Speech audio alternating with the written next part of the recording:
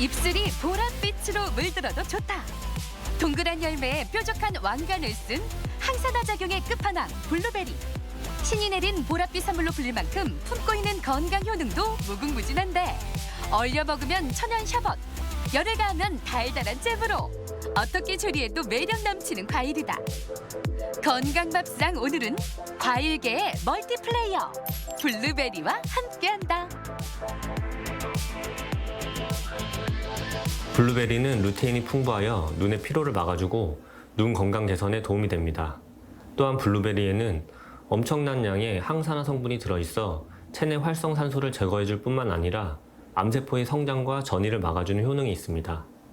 블루베리에는 플라보노이드의 일종인 안토시아닌이 풍부하여 노화 방지에도 효과적입니다. 딸기류로 통하는 라즈베리, 블랙베리와는 달리 진달래과에 속하는 블루베리. 가을빛 머금은 9월까지가 제철이다. 블루베리로 만들어볼 오늘의 첫 번째 요리, 씨 없는 열매의 매력을 10분 발휘하는 블루베리 샐러드. 달콤, 새콤, 보약 한 접시가 따로 없다. 이어서 만들어볼 요리는 간단하게 즐길 수 있는 건강 디저트. 블루베리 라떼와 에이드. 블루베리가 만든 그 맛은 베리베리 굿. 보라색 열매의 과일입니다. 요즘에는 흔하게 볼 수 있지만은 옛날에는 참 귀한 과일이었습니다. 바로 블루베리인데요. 오늘은 그 블루베리를 이용한 블루베리 샐러드 한번 만들어 볼게요. 블루베리를 고를 땐 모양이 동글동글하면서 짙은 청색을 띠는 게 좋다. 또 껍질 표면에 포도처럼 하얀 과분이 많이 묻어있는 게 맛있는 블루베리다. 블루베리는 꼭지에 붙은 이물질을 제거한 후 흐르는 물에 살살 씻어주면 되는데 식초를 희석시킨 물에 굴려가며 씻어주면 잔류 농약까지 제거할 수 있다. 블루베리를 고르실 때는 블루베리 알이 좀 튼실한 걸 고르시고요. 알이 작으면은 아무래도 손상된 것이 많습니다. 또한 벌레가 있는지 없는지 확인하시고 또한 보랏빛, 검은빛을 띤 것들이 가장 좋습니다. 샐러드에 들어갈 채소도 손질하자. 치커리는 한 입 크기로 썰어주고 방울토마토는 반으로 잘라 준비해 놓는다. 양상추와 상추, 어린잎 채소는 얼음물이나 찬물에 잠시 담가두는데 아삭함은 물론 시들어 있던 잎도 다시 생생하게 살아난다. 이어서 샐러드용 채소의 완벽한 물기 제거가 오늘의 포인트. 샐러드가 질척이지 않도록 물기를 완전히 빼준다. 샐러드를 만드실 때는 물기 제거가 첫 번째거든요. 그래서 물기 제거를 잘 해줘야만이 아삭한 식감의 샐러드를 먹을 수가 있습니다. 오늘의 주인공 블루베리와 꾸덕한 느낌의 그릭 요거트, 그리고 시큼함을 상쇄시켜줄 설탕을 넣어 가루가 뭉치지 않도록 골고루 버무려 놓는다. 마지막으로 샐러드용 접시에 채소를 담고 꿀과 들깨 드레싱, 발사믹 소스를 뿌리듯 파마산 치즈가루와 치즈를 골고루 얹어 블루베리 그릭 요거트를 토핑처럼 올려주면 오늘의 샐러드 완성!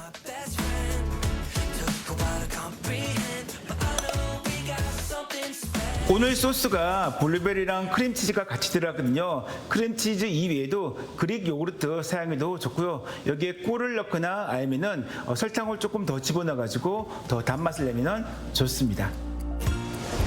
영양은 듬뿍 챙기면서 몸은 새털처럼 가벼워지는 블루베리 샐러드.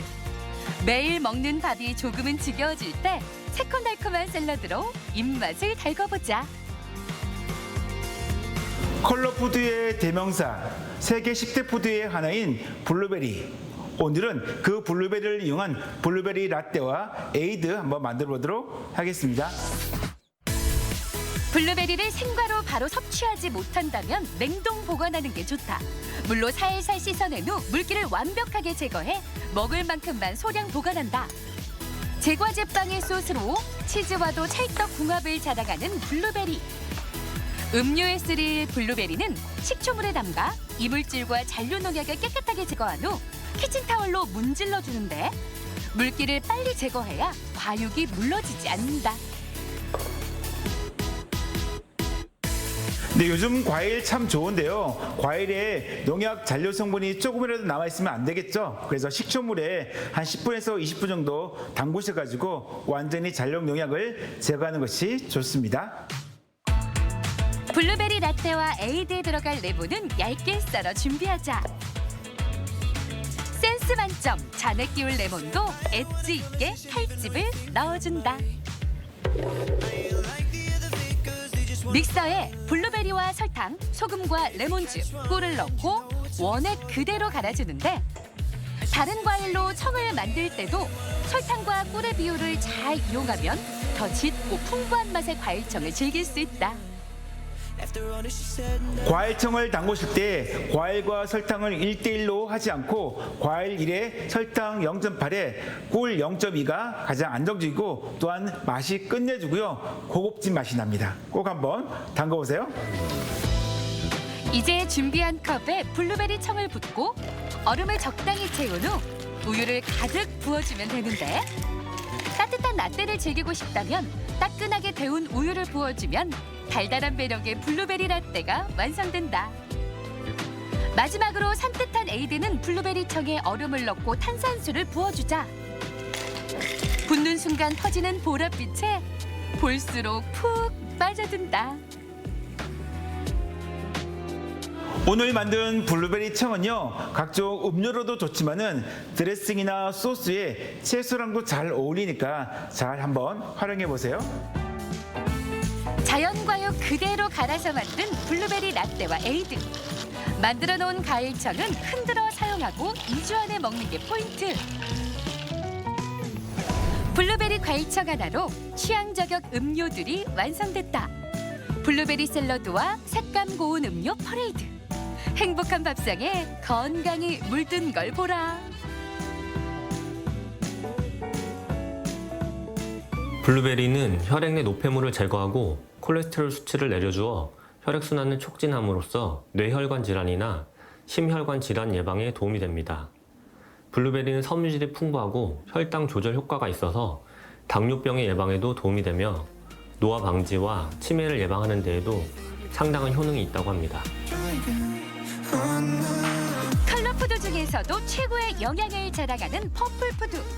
그 중에서도 젊음의 묘약으로 통하는 블루베리가 여름 넘어 가을을 물들이고 있다. 시력 보호는 물론 노화 방지, 거기에 몸속 나트륨 배출까지. 먹기도 편하고 조리하기도 쉬워 모두의 사랑을 받고 있는 보랏빛 레시피에 오늘도 흠뻑 빠져든다.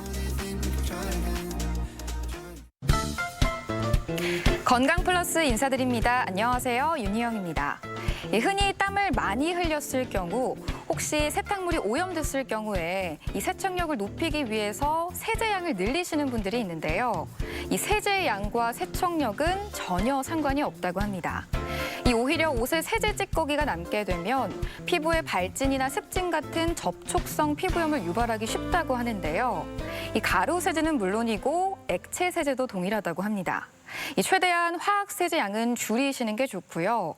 혹시나 걱정이 좀 된다면 헹굼 단계에서 식초를 1컵 정도 넣는 것도 잔류 세제 제거에 도움이 된다고 하니까요. 이 점도 꼭 기억해 두시기 바랍니다.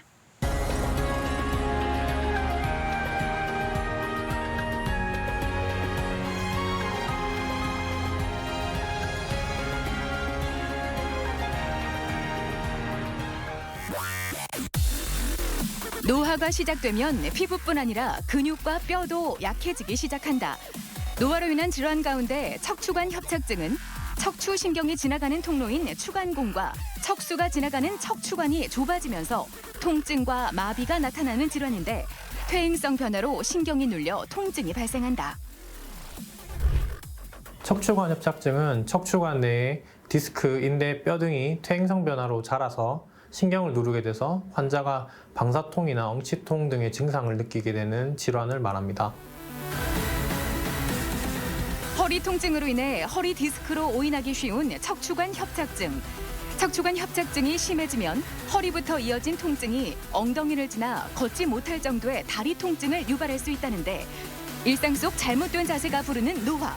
오늘 TV 주치에서는 척추관 협착증에 대해 자세히 알아본다. 의자에 오랫동안 앉아서 일을 하는 직업을 가지신 분들의 경우 이 의자에 오래 앉아 있다 보니까 이 허리에 무리가 없겠지 이렇게 생각하시는 분들이 있는데요. 이 오히려 다양한 척추 질환에 노출되기가 쉽다고 합니다. 이 심하면 허리 통증까지 유발될 수 있다고 하는데요. 그래서 오늘 이 시간엔 척추관 협착증에 대해 자세히 알아보도록 하겠습니다. 오늘 도움 말씀 위해 을지대학교병원 정형외과 석상윤 교수 나오셨습니다. 안녕하세요. 네, 안녕하세요. 네, 이 허리, 요추하면 우리 몸의 이 중심이 되는 기둥이다 이렇게 좀 볼 수가 있는데 이 흔히 척추 엑스레이를 찍다 보면 뭐 몇 번 디스크, 몇 번 디스크 이렇게 번호가 또 있더라고요. 먼저 이 허리의 자세한 구조와 역할부터 좀 짚어볼까요? 네, 요추는 허리에 있는 척추를 말합니다. 요추는 크게 5개의 뼈로 구성되어 있습니다. 우선 왼쪽 그림은 척추 전체를 나타낸 그림입니다. 크게 목 쪽에 있는 척추를 경추, 그리고 등 쪽에 있는 척추를 흉추, 그리고 허리 쪽에 있는 척추를 요추라고 하고 아래쪽에 천추와 미추라는 뼈도 있습니다. 우리가 오늘 주로 볼 뼈는 여기 허리 쪽에 있는 요추입니다. 오른쪽 그림은 요추를 위에서 본 그림입니다. 중요한 부분을 크게 3부분으로 나눠서 설명을 하겠습니다. 요추의 뼈에는 앞쪽과 그리고 중간, 뒤쪽으로 나눌 수 있고 앞쪽에는 우리들이 주로 디스크라고 부르는 추간판이 있습니다. 그리고 중간 부분에는 척수신경이라는 그 뇌에서 내려오는 줄기신경이 있고요. 거기서 빠져나가는 신경근이라는 신경 또한 있습니다. 척추 뒤쪽에는 위쪽 뼈와 아래쪽 뼈를 연결하는 후관절이라는 부위가 있겠습니다. 이 뼈 부분을 추체라고 부릅니다. 추체가 크게 허리 쪽에는 5개의 뼈가 있고 추체와 추체 사이에는 이렇게 하얗게 보이는 부분을 우리가 디스크라고 합니다. 뼈 모형을 뒤로 돌려보면 뒤쪽에 있는 부위를 볼 수 있는데요. 이 부위가 아까 말씀드린 뒤쪽에 있는 후관절이라는 부위고 각 척추체를 이어주는 관절 부위라고 생각하시면 쉽겠습니다. 안쪽 부위에는 아까 말씀드린 줄기신경인 척수신경 그리고 거기서 빠져나오는 신경인 신경근이라는 신경이 있습니다. 네, 이 말씀해 주신 것처럼 요추 위로는 머리를 받치고 있고 또 아래쪽으로는 골반을 받치고 있어서 우리 몸에서 정말 중요한 부위 중에 하나인데요. 이 오늘 주제인 척추관 협착증, 뭔가 병명에서도 좀 느껴지듯이 이 척추관이 좀 좁아지는 이런 상태를 말하는 질환인 건가요?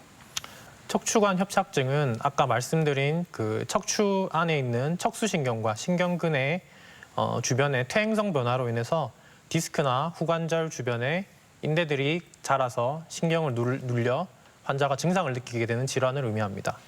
그림에 있는 척추관 협착증으로 변하는 과정인데요. 앞쪽에서 디스크가 이렇게 튀어나와서 신경을 누르고 뒤쪽에서 말씀드린 후관절 부위에서도 뼈가 자라서 이렇게 신경을 누르는 것을 척추관 협착증이라고 합니다. 오른쪽 그림은 이제 옆에서 본 그림이고 위에서 내려오는 이러한 신경이 뼈 등에 의해서 눌려지는 것을 척추관 협착증이라고 하겠습니다. 네, 말씀해 주신 이 척추관 협착증이 오랫동안 앉아서 일하시는 분들의 경우 더 많이 유발된다 이렇게 알고 있는데요. 이 척추관 협착증의 유병률은 어느 정도나 될까요? 네, 척추관 협착증의 유병률은 5명 중에 1명 정도 발생하는 것으로 우리나라 통계에 나와 있습니다. 네. 왼쪽 그림을 보시면 이전에 비해서 점차 척추관 협착증의 환자들이 늘어나고 있고요. 이 척추관 협착증은 퇴행성 질환이다 보니 50대, 60대, 70대에서 가장 많은 것으로 확인할 수 있겠습니다. 네, 아무래도 뼈와 뼈가 연결돼 있는 구조다 보니까 이 위치에 따라서 증상도 다르고 좀 뭔가 소견도 달라질 것 같은데 좀 어떤가요? 척추 협착증은 위치에 따라서 가운데에 있는 협착증이 생기는 경우를 중심성이라고 하고 그 바깥쪽에 후관절 안쪽에 있는 부분이 협착증이 있는 경우를 합묘부 협착증이라고 합니다. 그리고 바깥으로 나가는 이렇게 신경이 나가는 구멍에서 협착증이 발생하는 경우를 신경공 협착증이라고 합니다. 우선 이 그림은 신경이 이렇게 내려오다가 가운데 쪽에서 신경을 눌리는 걸 볼 수 있습니다. 아래 그림은 후관절 뒤쪽에서 이렇게 동그란 낭종에 의해서 협착증이 발생하는 합묘부 협착증입니다. 그리고 오른쪽 그림은 말씀드린 신경이 나가는 곳에서 신경이 눌려지는 그 추간공 협착증을 의미하는 그림이겠습니다. 네, 그러면 척추관 협착증의 종류도 하나씩 살펴볼까요? 네, 척추관 협착증은 여러 가지로 분류가 될 수 있는데 우선 선천성 협착증과 후천성 협착증에 대해서 말씀드리겠습니다. 우선 위쪽 그림은 척추관 모양이 사람들마다 다양하게 이렇게 있을 수 있다는 것을 보여주는 그림이고요. 네. 이렇게 동그란 척추관을 가지고 있는 분도 있고 이렇게 세모난 척추관을 가지고 있는 분이 있습니다. 이 세 그림 중에서는 아래쪽에 척추관을 가지고 있는 환자들에서 척추관 협착증이 조금 더 많이 발생합니다. 아래쪽의 MRI는 우선 왼쪽 MRI는 30대 여성분의 MRI인데요. 이분은 척추관이 원래 좁으신 분이기 때문에 30대인데도 협착증이 발생하였습니다. 네. 우측에 보이는 그림은 이제 제가 후천성 척추 협착증을 말씀드리기 위해서 가지고 온 MRI고요. 일반적으로 이렇게 신경관이 넓으신 분도 이렇게 나이가 많이 드시면서 척추 협착증이 발생하기도 합니다. 이런 경우를 후천성 척추 협착증이라고 할 수 있겠습니다. 이렇게 종류에 대해서 또 하나씩 살펴봤는데요. 이 척추관 협착증의 아무래도 두드러진 증상은 허리 통증이 아닐까 싶습니다.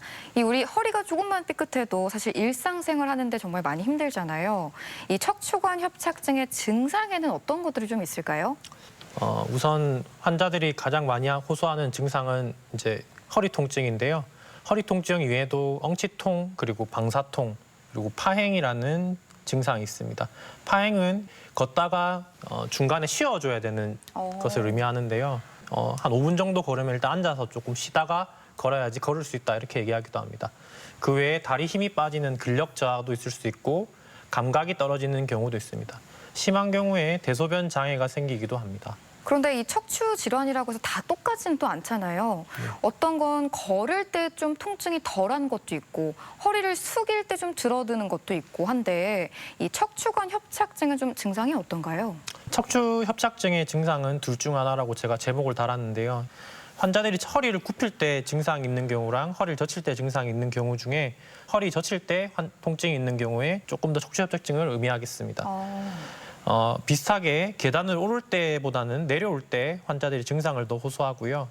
일반적으로 척추 협착증이 있는 환자들은 누워 있을 때는 증상이 없다고 얘기하고요. 네. 주로 걸어 다닐 때 주로 증상이 생긴다고 얘기합니다. 그리고 급성 통증이 있는 경우는 척추 협착증보다는 디스크 질환을 좀 더 시사하는 소견이겠고, 척추 협착증이 있는 환자 같은 경우에는 만성적으로 통증이 지속되는 환자들이 많겠습니다.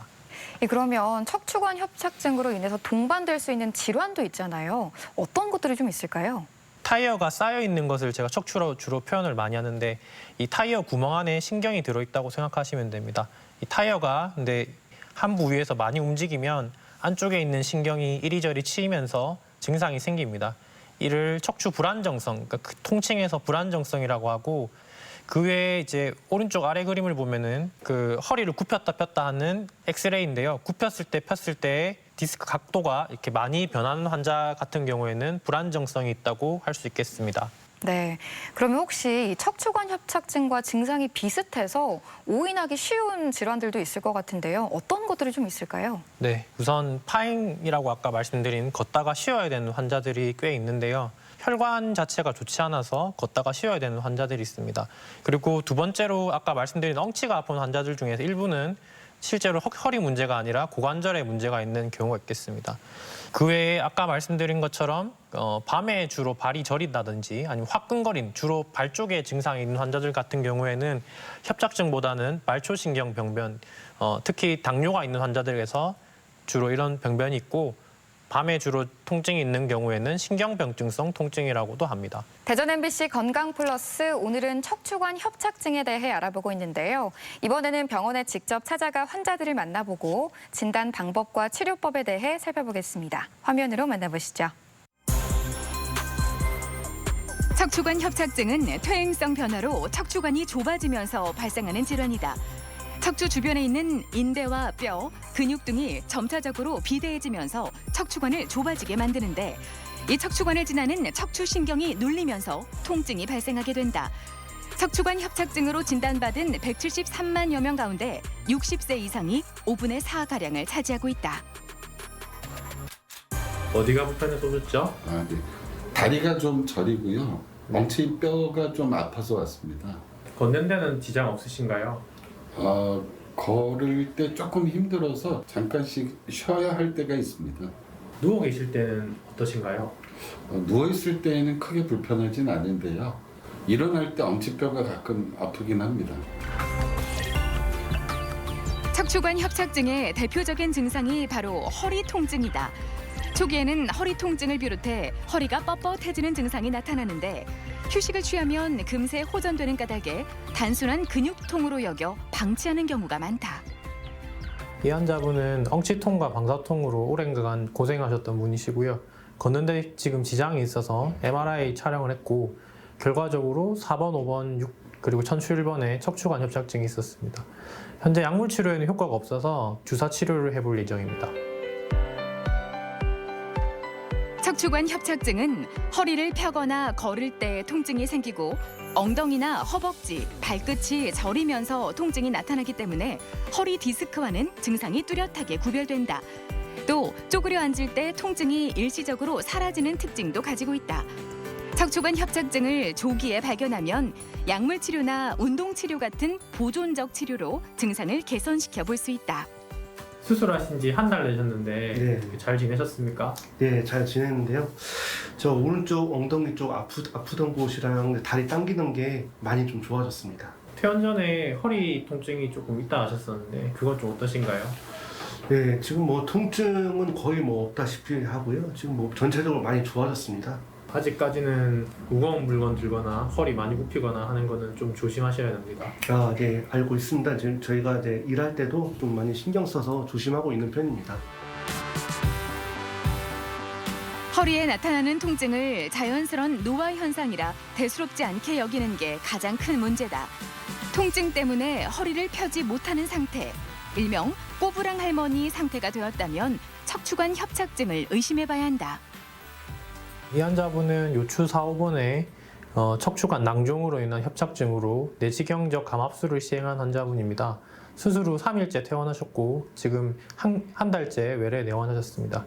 환자 말씀하신 것처럼 증상은 많이 좋아지셨고요. 한 달 동안 보통은 보조기를 착용하고 이후로는 일상생활에 복귀하게 됩니다. 척추관 협착증 치료는 환자의 나이나 허리 통증의 정도 등을 파악한 후 상태에 맞는 적절한 치료 방법을 찾게 된다. 척추관 협착증 초기의 경우는 보존적 치료를 통해 증상을 개선시켜 볼 수 있지만 호전이 없거나 증상이 심할 경우 척추 현미경적 감압술이나 척추 내시경적 감압술 등의 수술적 치료를 고려할 수 있다. 척추관 협착증을 오래 방치할 경우에는 척추관 내에 있는 신경들의 변성이 일어나서 치료 후에도 증상이 남을 수 있습니다. 따라서 환자들은 증상이 있는 경우에는 너무 지체하지 않고 병원에 와서 적절한 치료를 받는 것이 좋겠습니다.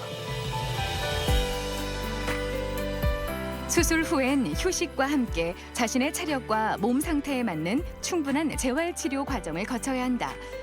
또한 척추관 협착증을 예방하기 위해선 평소 바른 자세를 유지하는 게 중요하고 적절한 체중 관리와 꾸준한 운동도 도움이 된다. 평범한 일상을 망가뜨리는 척추관 협착증. 아는 만큼 이겨낼 수 있다. 네, 병원을 찾아가서 환자들을 만나보고 척추관 협착증에 대해 살펴봤습니다. 계속해서 말씀 이어가 보겠습니다. 자, 이렇게 척추관 협착증으로 의심이 될 경우 일단 치료에 앞서서 검사를 좀 받아볼 수 있을 것 같은데 어떤 검사가 좀 이루어질까요? 네, 우선 환자가 병원에 와서 척추관 협착증이 의심되는 경우에 가장 중요한 것은 환자의 통증이 어느 부위에 있는지가 중요하겠습니다. 척추 안에 있는 신경 부위에 따라서 통증이 생길 수 있는 부위가 다른데요. 요추 중에 위쪽 부분에 협착증이 있는 경우에는 허벅지 앞쪽이 주로 통증이 있고 요추 4번, 5번 그리고 천추 1번 쪽에서 신경근이 눌리는 경우에는 엉치나 다리 뒤쪽이 많이 당기는 경우가 있겠습니다. 그 외에 고관절을 굽히는 힘, 그리고 무릎을 펴는 힘, 그리고 발목 관절을 굽히거나 펴는 힘, 그리고 발가락을 굽히고 펴는 힘의 근력 측정을 하는 경우도 있겠습니다. 네, 그럼 이런 검사가 이루어진 후에 우리가 가장 보편적으로 받는 게 아무래도 척추 엑스레이가 아닐까 싶은데요. 영상으로는 좀 어떤 소견이 있을까요? 엑스레이는 협착증이 의심되는 경우에 크게 4장 정도 촬영을 하는데요. 우선 맨 왼쪽 그림은 앞에서 뒤를 찍은 검사로 이쪽 부분이 디스크 공간이 많이 좁아져 있는 걸 알 수 있겠습니다. 이런 경우에는 4번, 5번 오른쪽에서 증상이 있을 수 있겠다라고 의심할 수 있겠고 두 번째 사진은 이제 옆에서 본 엑스레이인데요. 위쪽 부분에 비해서는 아래쪽 부분에서 디스크 공간이 좁아져 있는 걸 볼 수 있고 이 부분에서 협착증이 생겼을 수 있겠구나라고 의심할 수 있겠습니다. 그리고 오른쪽에 있는 두 장은 굽혔다 폈다를 보는 엑스레이고 이 엑스레이를 통해서 어느 부위에서 움직임이 큰지를 통해 불안정성이 있는지를 확인할 수 있겠습니다. 그러면 이렇게 엑스레이 소견을 좀 확인한 후에는 이 척추관의 모양이나 좀 진행 정도를 볼 수 있는 정밀 검사가 좀 이루어질 텐데 MRI와 CT 이 두 가지는 좀 어떻게 구별을 해볼 수 있을까요? 네, 협착증에서는 주로 MRI 검사를 더 우선시하는데요. CT로도 협착증을 확인할 수는 있습니다. 안쪽에 있는 이 부분이 신경이 있는 부분인데요. 네. 디스크와 그리고 후관절 뒤쪽에서 자라난 인대들로 인해서 관이 좁아져 있는 것을 확인할 수 있겠습니다. 오른쪽 그림은 이제 뼈를 주로 보는 검사인데 디스크 공간에 이렇게 까맣게 보이는 부분이 디스크가 닳아서 많이 없어진 경우에 이렇게 보일 수 있습니다. 이런 경우에 이 부위에서 움직임이 좀 더 클 것이기 때문에 협착증이 생겼을 수 있겠다고 생각할 수 있겠습니다. 그리고 주로 이제 협착증을 볼 수 있는 검사는 MRI입니다. MRI에서는 보시다시피 디스크 그리고 신경 그리고 자라난 뼈나 인대도 확인할 수 있고요. 뒤쪽에 있는 근육까지 확인할 수 있겠습니다. 네, 그럼 이런 영상학적 소견 외에도 좀 척추관 협착증을 진단해 볼 수 있는 그 외의 방법에는 어떤 게 좀 있을까요? 협착증이 있는 부위, 그러니까 어느 신경이 많이 문제가 생겼는지를 확인하는 방법으로 근전도 검사가 있겠고 협착증이 의심이 되는데 정확하게 확인하기 어려운 경우에는 신경관으로 주사를 줘서 척추 협착증을 같이 진단할 수 있겠습니다. 네, 이렇게 다양한 진단 방법에 대해서 좀 살펴봤는데요. 그럼 이제부터는 치료법을 하나씩 살펴보도록 하겠습니다. 자, 먼저 어떤 치료부터 시작을 좀 할 수 있을까요? 우선 가장 중요한 거는 이제 보존적인 치료라고 해서 약물 치료나 주사 치료 등이 있겠습니다. 기본적으로 협착증이 있는 환자들 같은 경우에는 생활 습관이 나쁜 경우가 꽤 많은데요. 아까 말씀하신 것처럼 오래 의자에 앉아 있거나 쪼그려 앉아 있거나 무거운 물건을 많이 드는 환자들에서 협착증이 더 많이 발생할 수 있습니다. 그래서 그러한 생활 습관을 좀 교정하는 게 좋을 것 같고 그 외에 약물 치료, 주사 치료 등이 있을 수 있습니다. 네, 그럼 이런 보존적인 치료를 통해서도 호전이 없을 경우에는 이제 수술적인 치료를 좀 고려해 봐야 될 것 같은데요. 이 어떤 경우에 좀 수술 치료가 효과적일까요? 우선 이제 환자가 갑자기 힘이 빠지는 경우, 그러니까 마비가 온 경우, 주로 발목에 힘이 갑자기 안 들어가서 걷는 게 문제가 생기는 경우, 협착증이 심해서 소대면에 문제가 생긴 경우에는 수술을 빨리 해주는 게 좋겠습니다. 그 외에 이제 통증으로 일상생활에 지장이 있는 경우, 그러니까 생활에 불편감이 심한 경우에 수술을 할 수 있겠고 보행 능력이 이전에 비해서 현저하게 저하되어서 생활에 불편감이 큰 경우에는 수술을 생각해 볼 수 있겠습니다. 네, 그러면 이 척추관 협착증을 좀 치료해 볼 수 있는 수술의 종류도 하나씩 살펴볼까요? 수술 방법은 크게 이제 감압술과 유압술로 나눌 수 있겠는데요. 감압술은 아까 말씀드린 척추관 안에 여러 가지 자라난 디스크라든지 후관절 쪽의 뼈 그리고 인대 등을 제거하는 방법입니다. 이런 경우에 신경을 풀어줘서 증상을 좋아지게 할 수 있는 방법이 되겠고 유압술은 그 부위가 움직이지 않게 하여 이제 다시 재발하지 않게 하는 방법이 되겠습니다. 척추관 협착증의 수술 방법은 많은 변화를 이루어왔는데요. MRI에서 왼쪽에 보이는 이 뒤쪽 부분을 허리 근육이라고 할 수 있는데요. 오른쪽에 수술 후에는 근육이 다 퇴행성 변화가 생겨서 지방으로 대체된 모습을 확인할 수 있겠습니다. 이렇게 이전의 수술 같은 경우에는 원래 가지고 있는 정상 구조물을 많이 손상시켰기 때문에 이에 대한 다른 여러 가지 수술 방법이 발전하게 되었습니다. 최근에는 정상 구조물을 최대한 보존하고 고정술은 시행하지 않고 감압술만 시행하는 방식으로 조금 더 발전하고 있고요. 이에 대한 결과로서 척추를 현미경적으로 감압하는 경우 그리고 내시경적으로 감압하는 미세 수술이 최근에 많이 소개되고 있습니다. 네, 사례를 통해서 좀 설명해 주실까요? 이제 제가 수술했던 사진을 조금 가지고 왔는데요. 일단 왼쪽 위쪽이 보이는 것이 이제 현미경으로 수술하는 것입니다. 아래쪽 그림은 내시경 수술을 시행하는 그림인데 가운데 있는 그림은 수술 후에 이제 상처 부위인데요. 상처 부위는 이렇게 손가락 크기 정도의 절개만으로도 수술이 가능하게 되겠습니다. 오른쪽은 외측 합류부 쪽에 이렇게 낭종이 생겨서 신경을 누르는 외측 합류부 협착증이 있는 환자에서 내시경을 통해서 수술을 시행한 환자입니다.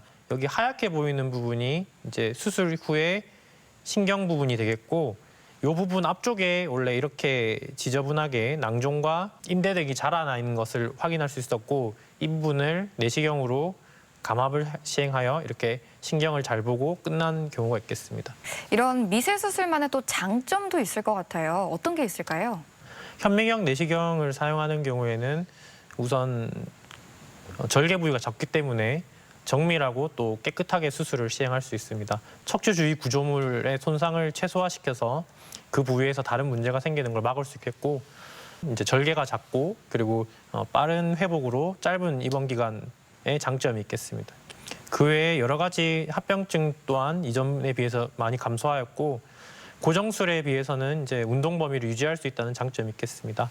네, 이렇게 미세 수술은 최소한의 흉터만 남기고 또 빠르고 정밀하게 검사를 받아볼 수 있다는 장점이 있고요. 그다음으로는 고정술도 있습니다. 고정술의 장단점 어떤 게 좀 있을까요? 네, 앞서 제가 말씀드린 것처럼 감압술이 이제 주된 치료 방법인데 증상을 해결하기 위한 감압술 후에 그 부위에서 다시 문제가 생긴다면은 환자에게도 큰 부담이 될 것 같습니다.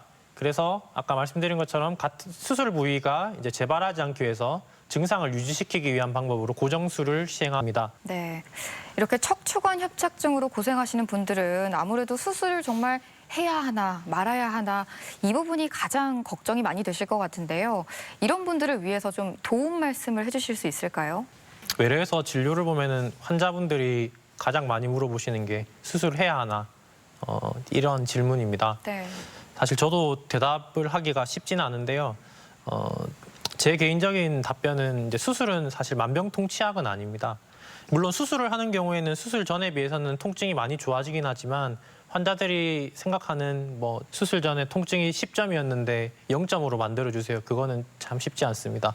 이는 이제 척추는 결국 퇴행성 질환이고 질병이 있는 부위 쪽에서만 통증을 유발하는 것이 아니기 때문에 그 부위만 수술한다고 해서 모든 통증이 줄어들진 않습니다. 제가 환자들한테 주로 말을 하는 거는 수술 후에 70점 정도, 70점 정도를 기대하고 수술을 하는 거는 괜찮다라고 말씀을 드리는데요. 그 말은 다른 치료를 해서 70점 정도의 증상이 호전이 있다고 하면은 수술보다는 다른 치료를 조금 더 하는 것을 권해드리겠습니다. 이 수술이 결코 만병통치약은 아니다. 이 퇴행성 질환인 만큼 이 평소의 생활 자세나 습관이 정말 중요할 것 같은데요. 조금 평소에 유지해 볼 수 있는 습관 어떤 것들이 있을까요? 네, 우선 허리를 굽히거나 무거운 것을 들거나 하는 것이 사실 허리에 가장 좋지 않습니다. 제가 주로 환자들한테 말하는 것 중에 하나가 이전에 이제 한국식 생활 방식이 사실 허리에는 별로 좋지 않다고 말을 많이 하는데요. 주로 바닥에 쪼그려 앉는 거라든지 아니면 바닥에 누워 잔다든지 이런 것들은 허리에 부담감을 줄 수 있습니다. 그래서 침대 생활, 의자 생활을 하는 것이 좋겠고 그리고 무거운 물건을 이제 쪼그려 앉은 상태에서 드는 것은 허리에 굉장히 큰 하중을 주기 때문에 좋지 않습니다. 평소에 앉아 있을 경우에는 다리를 약간 구부린 자세가 허리에는 조금 더 좋고 머리 감을 때도 이제 쪼그려 앉아서 허리를 굽히고 머리 감으시는 분들이 많은데 그런 것도 사실 허리에는 좋지 않아서 저는 이제 샤워기 틀어놓고 서서 머리를 감고 하라고 주로 설명을 하는 것 같습니다. 네, 이렇게 척추관 협착증에 대해서 좀 알아봤는데요. 이것만은 기억하자, 정리를 좀 해주시면 좋을 것 같습니다. 척추관 협착증은 말씀드린 것처럼 퇴행성 질환이고 앞서 말씀드린 선천성 협착증, 선천적인 경우도 있겠지만 퇴행성인 경우가 훨씬 많습니다. 수술은 말씀드린 것처럼 마비가 오는 경우에는 꼭 수술을 하는 게 좋겠고 그 외에 통증이 있는 경우에는 MRI만 보고 수술을 결정하기보다는 환자 증상에 따라서 치료를 결정하면 되겠습니다. 수술적 치료 방법은 매우 다양하기 때문에 혼자서 결정하는 것보다는 전문가와 상의를 하여 가장 좋은 방법으로 수술하는 방법이 좋겠습니다. 대전 MBC 건강플러스 오늘은 척추관 협착증에 대해 알아보고 있는데요. 이번에는 이와 관련된 오해와 진실을 OX로 풀어보겠습니다. 자, 먼저 이 척추관 협착증은 허리를 뒤로 젖히는 게 편하다. O일까요? X일까요? 네, X입니다. 아까 말씀드린 부분 앞부분에서 한 번 더 설명을 드렸었는데 척추관 협착증 같은 경우에는 허리를 뒤로 젖힐 경우에 주로 증상을 조금 더 유발하게 돼 있고 허리를 뒤로 젖히는 자세가 척추관 자체를 좁아지게 하기 때문에 증상을 유발할 수 있겠습니다. 허리를 굽히는 경우에는 주로 디스크 환자들에서 증상을 좀 더 유발합니다. 다음은 이 척추 질환을 앓고 계신 분들은 날씨가 추우니까 허리가 쑤셔 이렇게 말씀하시는 분들이 있는데요. 이 척추관 협착증, 이 날씨와 관련이 있을까요? O일까요? X일까요? 네, O입니다. 척추관 협착증의 통증은 기압과 연관이 있기 때문에 날씨가 춥거나 겨울철에 환자들의 통증이 조금 더 심해집니다. 네, 이 다음으로는 일자목은 척추관 협착증을 유발하기 쉽다. O일까요? X일까요? O입니다. 아까 처음에 보여드린 슬라이드처럼 우리 목부터 허리까지 모두 다 이어져 있는데요. 일자목이 있는 경우에는 이를 보상하기 위해서 허리 쪽에서 과도한 각도를 만들게 됩니다. 이것 때문에 척추관 협착증을 유발할 수 있겠습니다. 척추관 협착증을 위해서는 운동이 꼭 필요하다. O일까요? X일까요? 네, 이것은 세모로 대답하겠습니다. 척추관 협착증이 있는 환자에서 통증이 있는 경우에 운동을 하는 것은 증상을 악화시킬 수 있겠습니다. 그래서 통증이 있는 경우에는 운동을 하는 것을 추천하지 않고 오히려 통증을 조절하기 위한 다른 치료를 시행하는 것이 더 좋겠고, 그렇지만 좋아진 증상을 유지하기 위해서는 운동이 꼭 필요하기 때문에 증상이 크게 없는 경우에는 운동을 해주는 것이 좋겠습니다. 네, 이 다음으로는 척추관 협착증은 쉬어주면 저절로 나을 수 있는 질환이다. O일까요? X일까요? 네, 이것도 세모로 대답하겠습니다. 네. 척추관 협착증이 있는 경우에는 아까 말씀드린 것처럼 쉬거나 누워 있는 경우에 통증이 좋아질 수 있습니다. 나을 수 있다고 하기는 좀 어렵겠지만 통증을 줄여주는 방법으로는 조금 쉬어주면 좋을 것 같고, 그렇지만 쉰다고 해서 막혀있는 신경이 풀리지 않기 때문에 쉬는 것이 치료는 되지 않겠습니다. 이렇게 척추관 협착증에 대한 오해와 진실을 OX로 풀어봤고요. 계속해서 시청자 여러분의 궁금증 풀어보도록 하겠습니다. MRI를 찍었는데 척추 협착증이 심하다고 합니다. 허리라서 겁이 나는데 수술을 꼭 받아야 되는 건가요? 네, 아무래도 걱정이 많이 되실 것 같은데요. 협착증이 심할 경우 이 수술을 꼭 받아야 하는 건지 이 부분을 궁금해하셨네요. MRI만으로 수술 여부를 결정하는 것은 위험하다고 생각합니다. 척추관 협착증이 심한 환자에서 증상이 없는 환자들이 있는 반면에 협착증이 거의 없는데 환자 증상이 심한 경우도 있습니다. 이는 우리 몸의 신경은 사람들마다 예민도가 다르기 때문입니다. MRI에서 협착증이 심하더라도 환자가 일상생활에 크게 지장이 없는 경우에는 수술을 하지 않는 것이 더 좋겠습니다. 본인의 증상에 따라 수술 여부를 결정하시는 게 더 옳겠습니다. 허리 디스크 진단을 받았는데요. 디스크와 척추관 협착증은 어떻게 다른가요? 나중에 허리 디스크가 되는 건가요? 네, 이 허리 디스크와 척추 협착증의 차이, 이 증상의 차이도 한 번 더 짚어주시죠. 디스크가 있는 경우에는 주로 급성 통증이 있는 경우가 좀 더 많겠습니다. 그러니까 협착증이 진행이 돼서 디스크가 된다기보다는 디스크가 진행이 돼서 협착증이 되는 경우는 있겠습니다. 선후 관계를 말하자면 디스크가 있는 경우에 협착증이 발생할 수 있겠습니다. 척추 협착증 환자가 내시경술을 선택한다면 어떤 장단점이 있을까요? 척추관 협착증 내시경적 수술의 경우 어떤 장단점이 좀 있을까요? 우선 절개 부위가 작고 회복이 빠른 게 가장 큰 장점이 되겠습니다.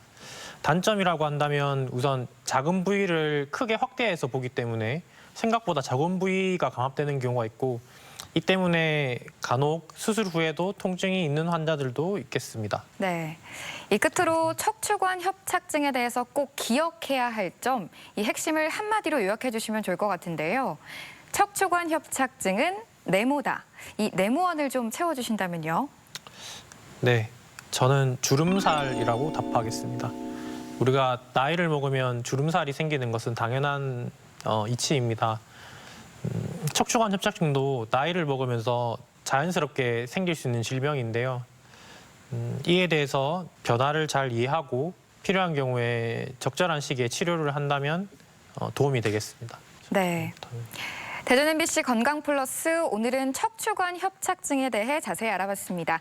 지금까지 도움 말씀에 정형외과 석상윤 교수였습니다. 오늘 말씀 고맙습니다. 척추 척추관 협착증을 예방하기 위해서는 무엇보다도 평소에 올바른 자세를 유지하는 게 가장 좋다고 하고요. 또 꾸준한 운동을 통해서 허리 주변의 근력을 키워가는 것도 좋다고 하니까요. 이 점도 꼭 기억해 두시기 바랍니다. 건강 플러스 오늘 준비한 내용은 여기까지입니다. 건강한 한 주 보내시고요. 저희는 다음 이 시간에 다시 찾아오겠습니다. 함께해 주신 여러분 고맙습니다.